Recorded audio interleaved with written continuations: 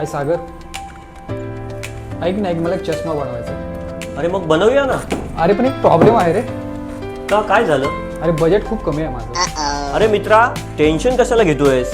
तू चष्मीस 24 मध्ये आलाय. तुझ्या बजेटनुसार आणि तुझ्या रिक्वायरमेंट प्रमाणे तुला चष्मा बनवून देतो.